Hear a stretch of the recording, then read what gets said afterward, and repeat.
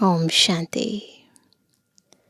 इस ब्राह्मण जीवन का हम सभी का लक्ष्य है फरिश्ता बनना और फिर फरिश्ता से देवता बनना। और फरिश्ता बनने के लिए इस फर्श से यानी देह और दुनिया से, व्यर्थ और व्यक्त से, पुराने संसार से, पुराने संस्कारों से रिश्ता तोड़ना बहुत ज़रूरी है। और अक्सर देखा जाता है कि ब्राह्मण जीवन में पुरुषार्थ करते करते सबसे ज़्यादा जो विघ्न डालने के निमित्त बनते हैं वो है हमारे अपने स्वभाव और संस्कार। इसीलिए बाबा हमें बार बार कहते हैं कि योग अग्नि से हम इन संस्कारों का भी संस्कार करें, ताकि ईश्वरीय संस्कार, नए दिव्य संस्कार, देवताओं के संस्कार जागृत हो पाएं। और उसके लिए त्याग भी चाहिए, तपस्या भी चाहिए और सेवा भी चाहिए। आज की मुरली भी हमें हमारे इस लक्ष्य की ओर हमें कैसे बढ़ना है वो विधि सिखा रही है। नए साल की मुरली है, बहुत ही ध्यान से सुनेंगे अव्यक्त बाप दादा के मधुर महावाक्य। आज है 29 तारीख, 29 जून 2025।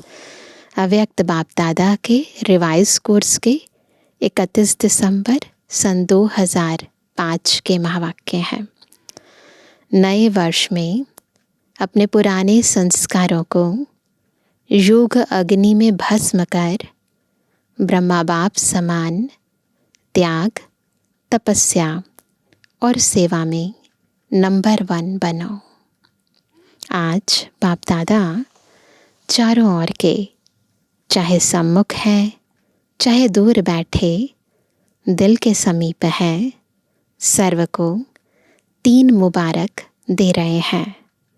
एक नवजीवन की मुबारक है, दूसरी नवयुग की मुबारक है और तीसरी आज के दिन वर्ष की मुबारक है। आप सभी भी नए वर्ष की मुबारक देने और मुबारक लेने आए हो। वास्तव में सच्ची दिल के खुशी की मुबारकें आप ब्राह्मण आत्माएं लेते भी हो, देते भी हो। आज के दिन का महत्व है। क्या महत्व है? बाबा कहते हैं विदाई भी है और बधाई भी है। विदाई और बधाई का संगम युग है ना। एक साल जाता है, नया साल आता है, तो उनका संगम है। ऐसे ही अभी क्या हो रहा है कि युग जा रहा है, नया युग आने वाला है, तो उसका भी संगम चल रहा है। आज के दिन को कहेंगे संगम का दिन है। संगम की महिमा बहुत बड़ी है।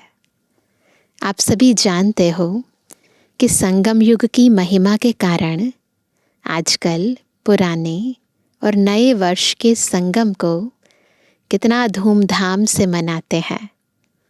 संगम युग की महिमा के कारण ही इस पुराने नए वर्ष के संगम की महिमा है। जहाँ 2 नदियाँ मिलती हैं, संगम होता है, उनकी भी महिमा है। जहाँ नदी सागर का संगम होता है, उसकी भी महिमा है। संगम युग पर शिव बाबा हम आत्माओं के साथ जो कर्तव्य करते हैं उसकी हर एक की यादगार हम सभी भक्ति में बहुत ही धूमधाम से मनाते हैं। बाबा कहते हैं लेकिन सबसे बड़ी महिमा इस संगम युग की, पुरुषोत्तम युग की है, जहाँ आप ब्राह्मण भाग्यवान आत्माएं बैठे हो। यह नशा है ना। अगर आपसे कोई पूछे आप किस समय पर हो, क्या कहेंगे? क्या कलयुग में रहते हो या सतयुग में रहते हो? तो क्या फलक से कहेंगे? क्या कहेंगे? हम इस समय पुरुषोत्तम संगम युग में रहते हैं, कहेंगे फलक से। आप कलयुगी नहीं हो, संगम युगी हो। और इस संगम युग की विशेष महिमा क्यों है? क्योंकि भगवान और बच्चों का मिलन होता है, मेला होता है, मिलन होता है, जो किसी भी युग में नहीं होता। तो मेला मनाने आए हो ना? आप मिलन मेला मनाने के लिए कहाँ कहाँ से आए हो? कभी स्वप्न में भी सोचा था कि ड्रामा में मुझ आत्मा का ऐसा भी भाग्य नूंधा हुआ है? आत्मा का परमात्मा से मिलने का भाग्य था और है।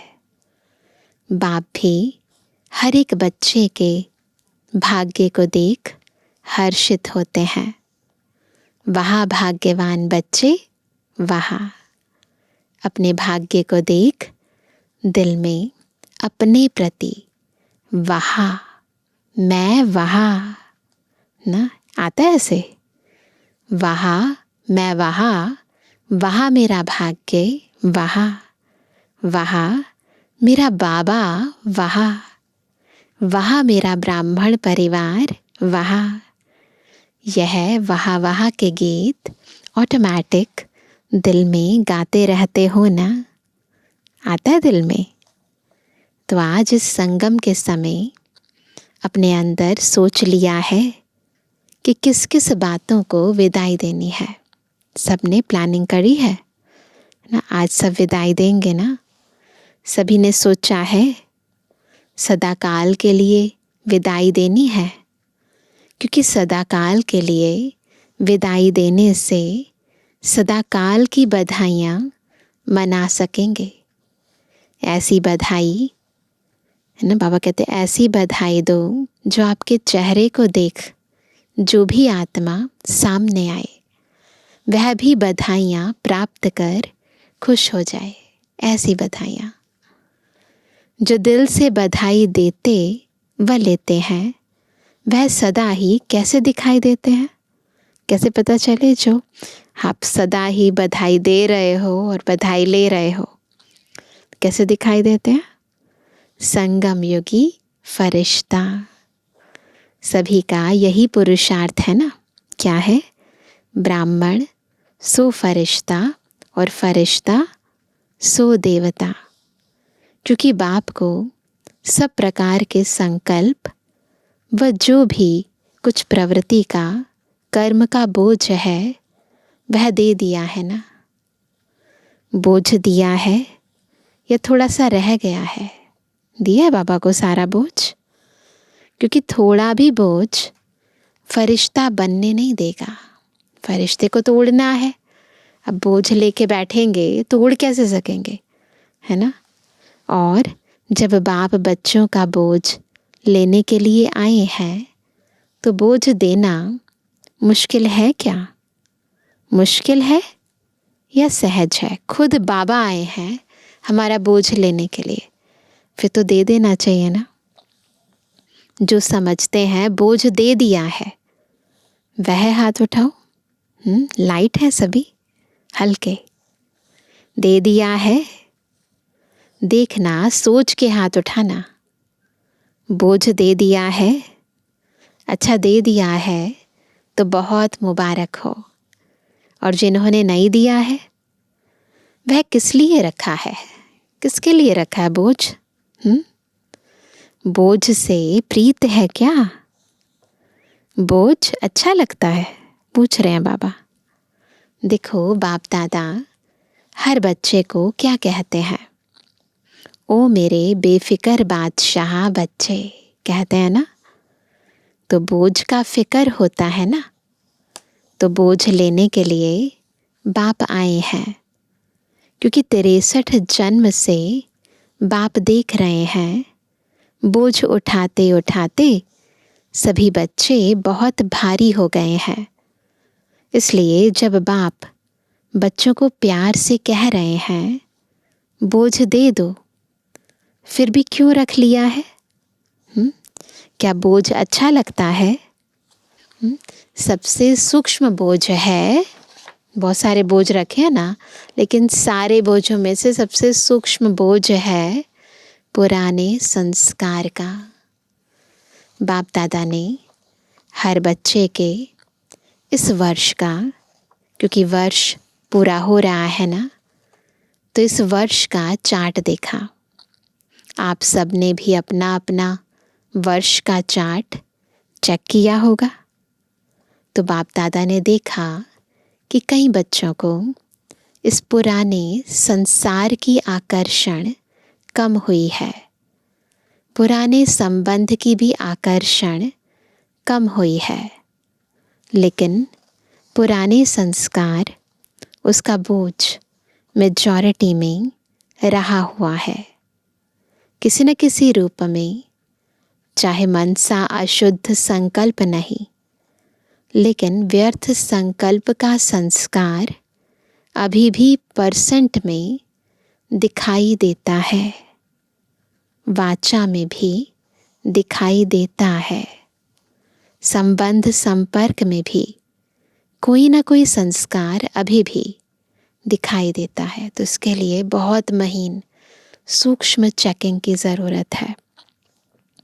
तो आज बाप दादा सभी बच्चों को मुबारक के साथ साथ यही इशारा देते हैं कि यह रहा हुआ संस्कार समय पर धोखा देता भी है और अंत में भी धोखा देने के निमित्त बन जाएगा। इसलिए आज संस्कार का संस्कार करो। क्या करना है? संस्कार का संस्कार करो। सबको पता है कि हमारा कौन सा वो संस्कार है जो हमें धोखा देता है।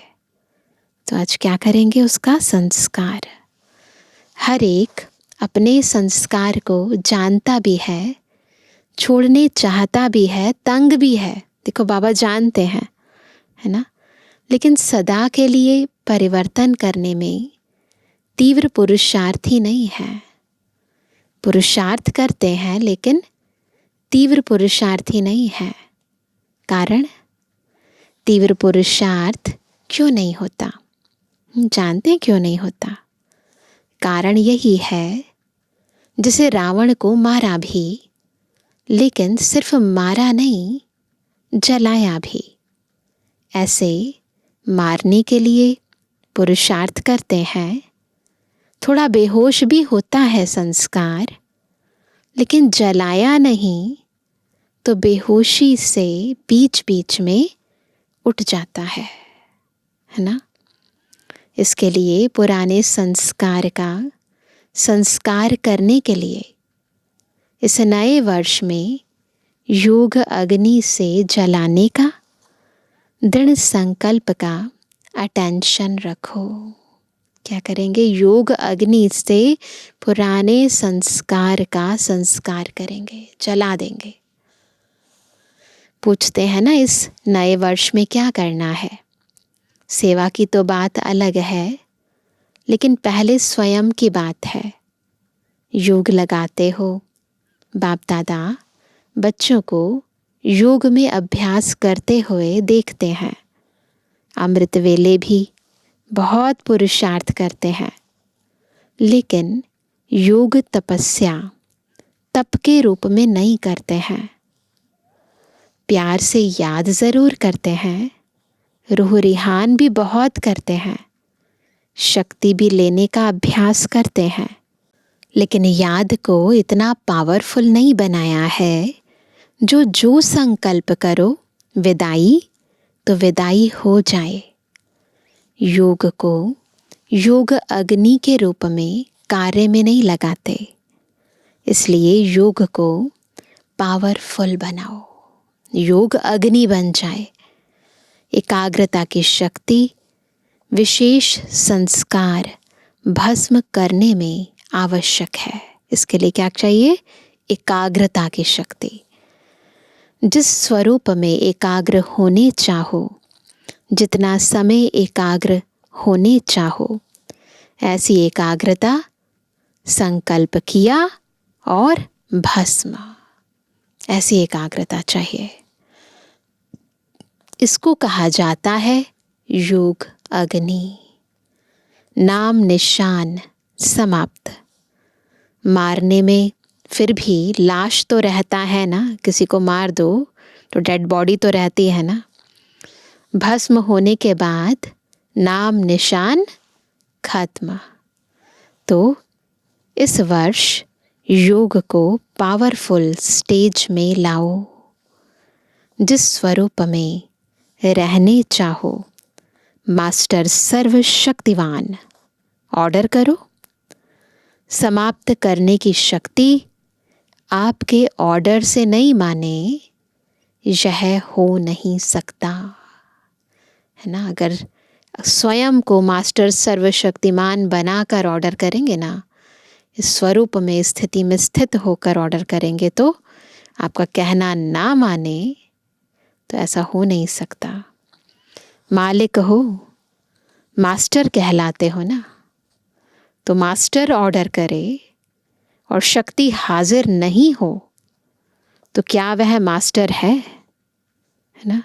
तो बाप दादा ने देखा कि पुराने संस्कार का कुछ न कुछ अंश अभी भी रहा हुआ है और वह अंश बीच बीच में वंश भी पैदा कर देता है, जो कर्म तक भी काम हो जाता है। युद्ध करनी पड़ती है। तो बाप दादा को बच्चों का समय प्रमाण युद्ध का स्वरूप भाता नहीं है। जैसा समय चल रहा है उस अनुसार युद्ध करने की स्थिति से हमें पार हो जाना चाहिए। बाप दादा हर बच्चे को मालिक के रूप में देखने चाहते हैं। ऑर्डर करो, जी हजूर। तो सुना, इस वर्ष स्व के प्रति क्या करना है। सबने प्लान बना लिया ना अभी क्या करना। अभी शक्तिशाली बेफिक्र बादशाह, क्योंकि सभी का लक्ष्य है। किसी से भी पूछो तो क्या कहते हैं, हम विश्व का राज्य प्राप्त करेंगे, राज्य अधिकारी बनेंगे। अपने को राजयोगी कहलाते हैं। प्रजा योगी हैं क्या? कोई है सारी सभा में जो प्रजा योगी हो? पूछ रहे हैं बाबा, है कोई ऐसा जो प्रजा योगी है? जो प्रजा योगी हो, राजयोगी नहीं हो? टीचर्स कोई है आपके सेंटर पर? कोई प्रजा योगी है? कहलाते तो सब राजयोगी हो, है ना। सभी अपने को क्या कहते हैं, हम राजयोगी है ना। प्रजा योगी में हाथ कोई नहीं उठाता, अच्छा नहीं लगता है ना। और बाप को भी फख्र है। बाप दादा फख्र से कहते हैं क्या कि संगम पर भी हर बच्चा राजा बच्चा है। कोई बाप ऐसे फलक से नहीं कह सकता, दुनिया में कोई बाप नहीं कह सकता कि मेरा एक एक बच्चा राजा है। लेकिन बाप दादा कहते हैं कि हर एक बच्चा स्वराज्य अधिकारी राजा है।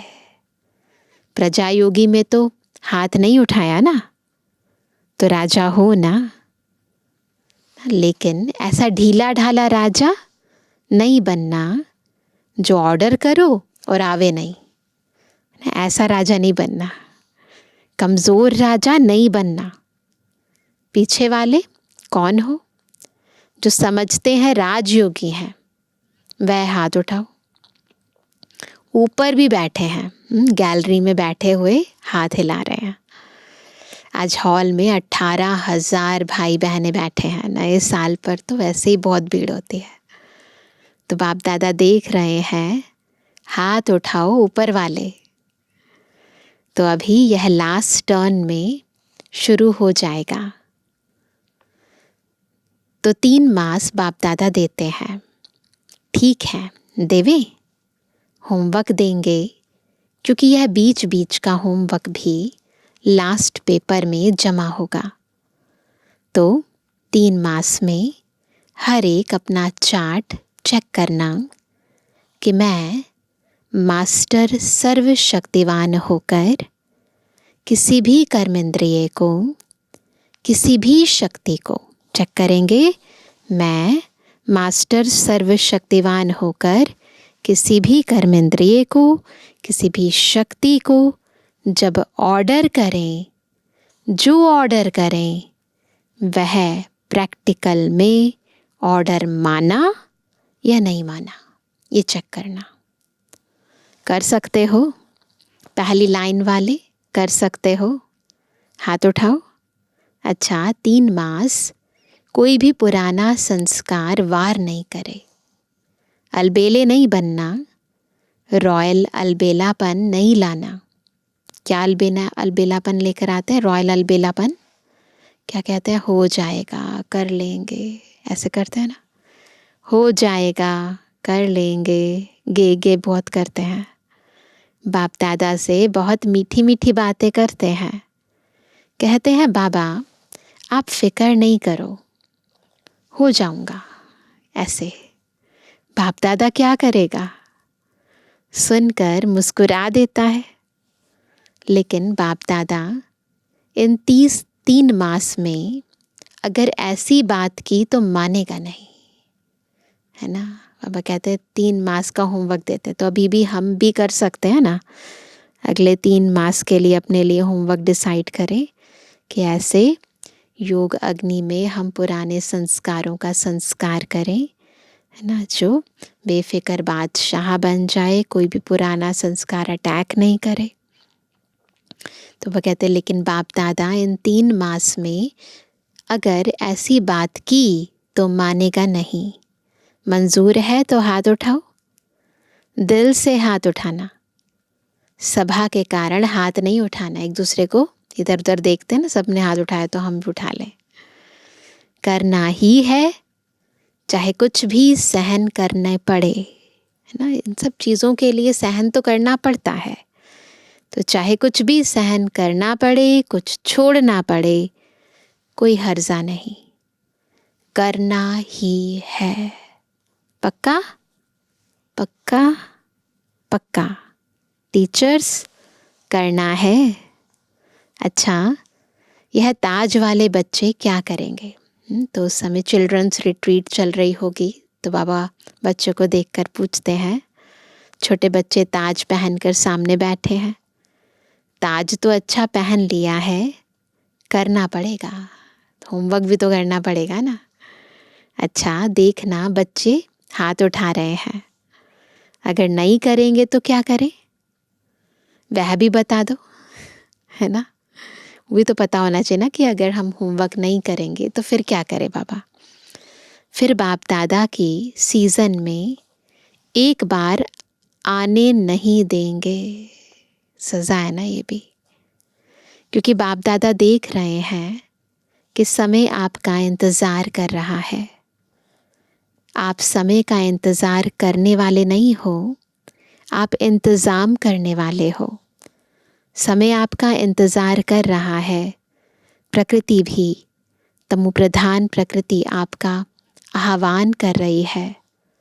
तो 3 मास में अपनी शक्तिशाली स्टेज में रहे हुए संस्कार को परिवर्तन करना।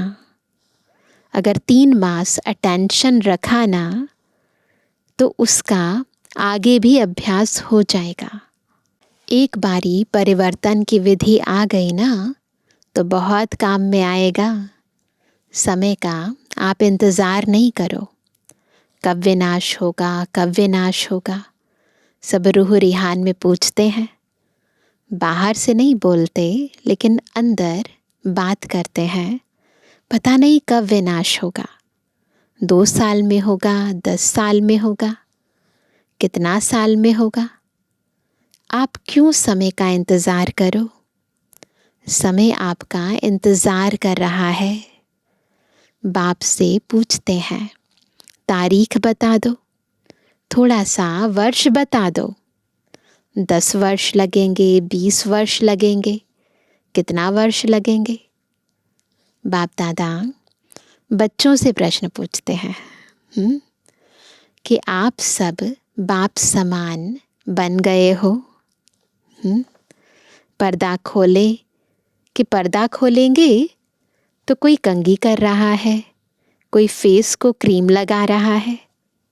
अगर एवर रेडी हो, संस्कार समाप्त हो गए, तो बाप दादा को पर्दा खोलने में क्या देरी लगेगी? देरी है हमारे परिवर्तन में। बाकी तो समय भी तैयार है, बाबा भी तैयार है, प्रकृति भी तैयार है बदलने के लिए। इसीलिए अभी क्या करना है? संस्कारों को बदलना है। एवर रेडी तो हो जाओ ना। हो जाएंगे, हो जाएंगे, ऐसे कहते हैं ना, हो जाएंगे कह के बाप को बहुत समय खुश किया है। अभी ऐसा नहीं करना। होना ही है, करना ही है। बाप समान बनना है, इसमें तो सभी हाथ उठा देते हैं। उठाने की ज़रूरत नहीं। तो फिर बाबा ने पूछा ना, तो कईयों ने हाथ उठा दिया होगा। ब्रह्मा बाप को देखो, साकार में तो ब्रह्मा बाप को फॉलो करना है ना। ब्रह्मा बाप ने त्याग, तपस्या और सेवा लास्ट घड़ी तक साकार रूप में प्रैक्टिकल दिखाया। लास्ट घड़ी तक त्याग, तपस्या, सेवा प्रैक्टिकल रूप में दिखाया। अपनी ड्यूटी शिव बाप द्वारा महावाक्य उच्चारण की ड्यूटी लास्ट दिन तक निभाई। आखिरी दिन तक भी बाबा ने मुरली बंद नहीं की। कैसी भी तबीयत थी, परंतु बाबा मुरली ज़रूर चलाई, है ना। एक दिन भी नागा नहीं हुआ आखिरी दिन तक। लास्ट मुरली याद है ना?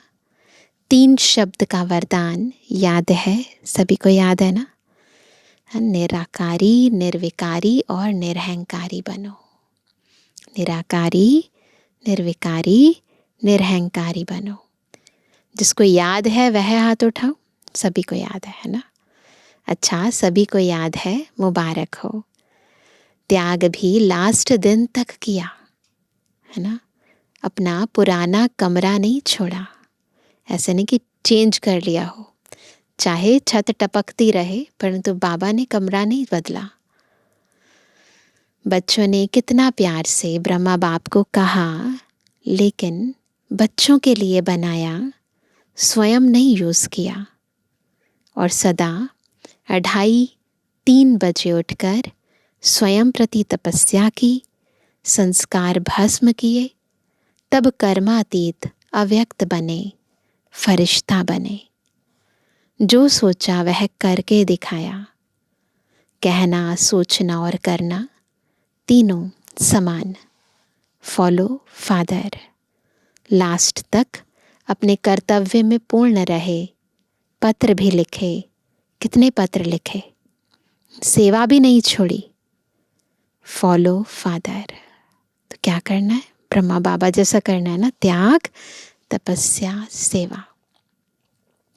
Follow father. अखंड महादानी, महादानी नहीं, अखंड महादानी का प्रैक्टिकल रूप दिखाया। अंत तक, लास्ट तक बिना आधार के तपस्वी रूप में बैठे। बाबा बिना सहारे के बैठते थे, है ना। बिल्कुल निराधार होकर तपस्वी रूप में बैठे। अभी बच्चे तो आधार लेते हैं ना बैठने का, है ना। लेकिन ब्रह्मा बाप ने आदि से अंत तक तपस्वी रूप रखा। आंखों में चश्मा नहीं डाला। यह सूक्ष्म शक्ति है। निराधार। शरीर पुराना है। दिन प्रतिदिन प्रकृति, हवा, पानी दूषित हो रहा है। इसलिए बाप दादा आपको कहते नहीं हैं, क्योंकि आधार लेते हो, क्यों चश्मा पहनते हो? पहनो, भले पहनो। बाबा ऐसे नहीं बोलते हैं कि चश्मा क्यों पहनते हो, ये सब नहीं कहते हैं। वो कहते पहनो, भले पहनो, लेकिन शक्तिशाली स्थिति ज़रूर बनाओ।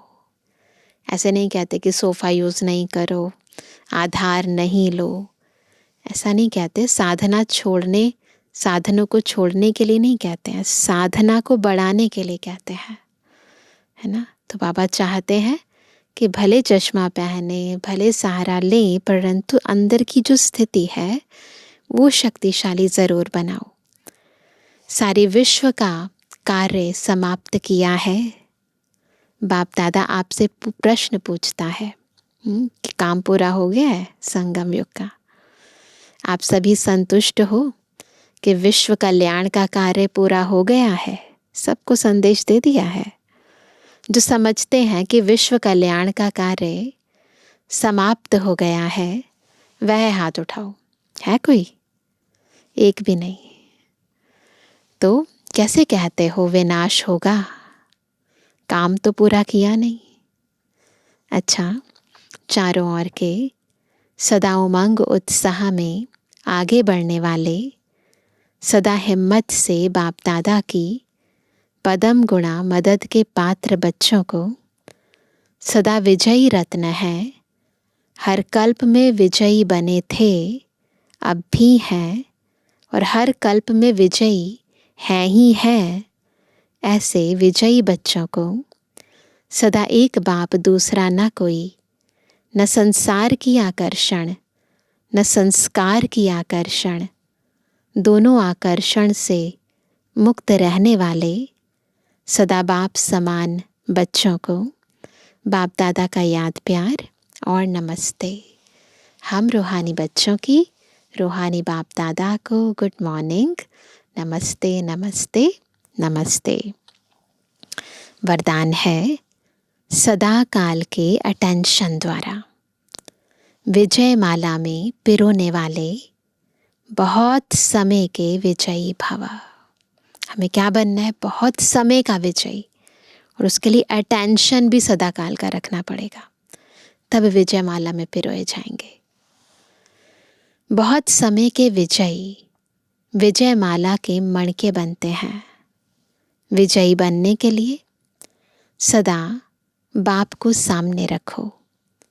जो बाप ने किया वही हमें करना है। हर कदम पर जो बाप का संकल्प वही बच्चों का संकल्प। जो बाप के बोल वही बच्चों के बोल, तब विजयी बनेंगे।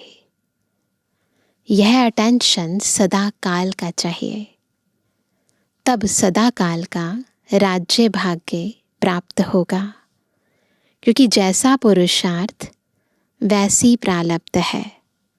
सदा का पुरुषार्थ है तो सदा का राज्य भाग्य है। स्लोगन है सेवा में सदा जी हाजिर करना, यही प्यार का सच्चा सबूत है। क्या है प्यार का सच्चा सबूत? सदा बाबा की कोई भी सेवा हो ना, उसमें क्या करना है?